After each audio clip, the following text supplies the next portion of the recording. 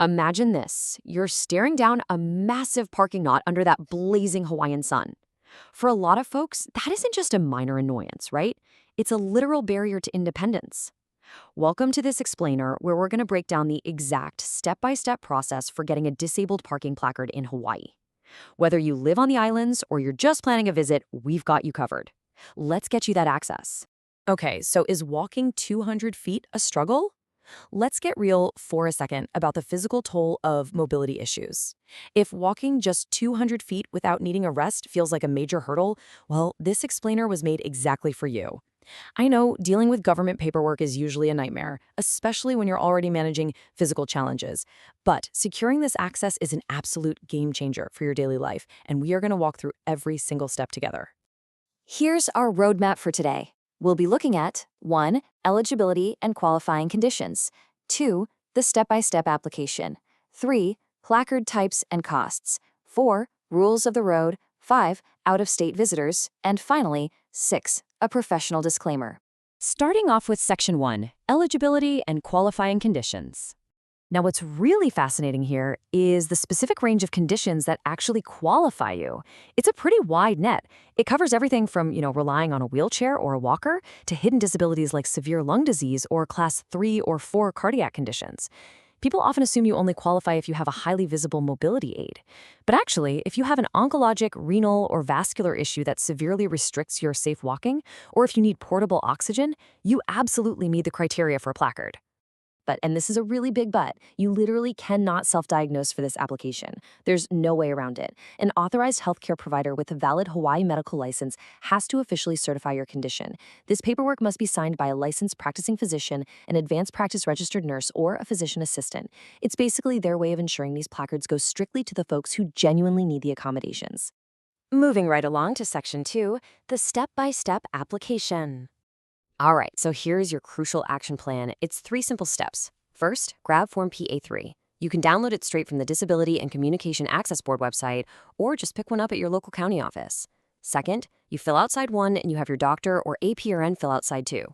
And third, make a copy of your valid ID and submit the whole shebang to the county. Easy enough, right? But wait, pay super close attention to the Terms to Release Medical Information section. This is literally one of the most common spots where people trip up. If you forget to sign right here to legally authorize your doctor to release your medical info, your application is going to get rejected. Full stop. You'll be dealing with totally unnecessary delays, so please, always double-check this signature before you submit anything. Now, when it comes to proving who you are, the county is actually really flexible. They accept a whole bunch of valid current documents. A standard driver's license or state ID works perfectly, of course, but you could also use a passport, a senior citizen ID, student ID, military ID, or even a Medicare card. Just double-check that whatever identification you're using is currently valid and hasn't expired. So, once your paperwork is signed, sealed, and ready to go, you're going to submit everything directly to your local county issuing agency. You can do this in person or by mail, depending on your specific county's rules. Just as an example, if you're on the Big Island, you might drop by the Hawaii County Office of Aging in Hilo or Kona. Over in Honolulu, you'd head to a satellite city hall. And a pro tip, if you go in person, a lot of the time they can issue the placard to you right there at the counter. Let's transition to Section 3, placard types and costs. Okay, it is incredibly important to understand the difference here between the red temporary placards and the blue long-term ones. The red temporary placard is for time-limited conditions. Think recovering from a fracture, a bad tendon injury, or a recent surgery. Those are valid for 1 to 6 months. The blue long-term placard, on the other hand, is designated for permanent mobility challenges that aren't expected to resolve over time, and those are valid for up to 6 whole years.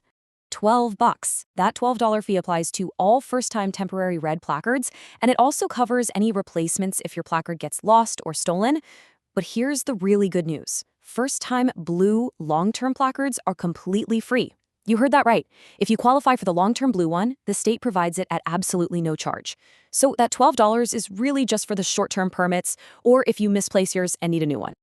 Down in the official use section of the form, you'll see where the county clerks do their thing. They carefully document your placard numbers, track expiration dates, and collect any necessary fees before they finalize your access. It might seem like just bureaucratic paperwork, but this tracking is exactly what protects the integrity of the whole program. It keeps a tight record of authorized users so those accessible spaces stay open for the people who truly need them. Let's talk about some additional options. Did you know that qualified individuals who physically cannot operate parking meters can apply for a special green DPP permit? That lets you park for free for the first 2.5 hours at a meter. It's a really great option. Also, if you own a car, you can get special disabled license plates instead of a hanging placard for just around $5.50 to $6.25, depending on your county. Oh, and if your hanging placard gets all mangled and mutilated over the years, you can get that replaced at no charge. All right, Section 4, Rules of the Road. To keep things running smoothly and to avoid any trouble, there are a few strict rules you've got to follow. First, the placard must hang from your rearview mirror or sit clearly on the dashboard when you're parked. Second, you absolutely must remove it from the mirror before you start driving. That's just a basic safety and visibility rule. Third, the person with a disability has to be physically present in the vehicle. You can never, ever borrow a family member's placard to go run an errand for them if they aren't riding as a passenger with you. If you decide to break those rules, get ready for a massive fine. We're talking anywhere from $250 to $500. Hawaii takes disability parking fraud incredibly seriously. And honestly, even if you are the valid permit holder, if you just forget to display your placard while parked in an accessible spot, or if you refuse to present your ID to an enforcement officer, you can still get hit with this fine. So always make sure it's visible. And it's not just about the money. Law enforcement actively patrols these spots, and they have the authority to immediately confiscate your placard on the spot if they catch it being used improperly. Imagine losing your placard because a buddy borrowed it, and now you're the one stuck without access while trying to sort out the penalty. Bottom line, it is just not worth the risk. Section 5. Out-of-state visitors. If you're planning a vacation to the islands, you can breathe a massive sigh of relief. Hawaii proudly honors valid disability placards and license plates issued by other U.S. states and even other countries. You don't have to jump through hoops to apply for a temporary Hawaiian placard just for your trip. As long as your hometown placard is current and you display it clearly in your rental car, you have full access to accessible spaces. Just keep in mind, standard parking fees still apply. Finally, Section 6, Professional Disclaimer. As always, keep in mind that local rules and fees can and do change, so always consult your local county DMV or the Disability and Communication Access Board for the absolute most up-to-date info. Whether you're verifying their walk-in hours or checking an exact replacement fee, going straight to the official source is the best way to make sure you don't hit any unexpected roadblocks on your application journey. So are you ready to take that first step toward greater independence today? We really hope this explainer cleared up the confusion and gives you the confidence to get that PA3 form signed. Getting your placard makes everyday life, from grocery runs to doctor's appointments, infinitely more manageable. But it also leaves us with a much bigger question to ponder. As our communities grow, are we really doing enough to ensure that accessibility is a universal standard, rather than just a permitted exception? Something to think about next time you navigate the spaces around you.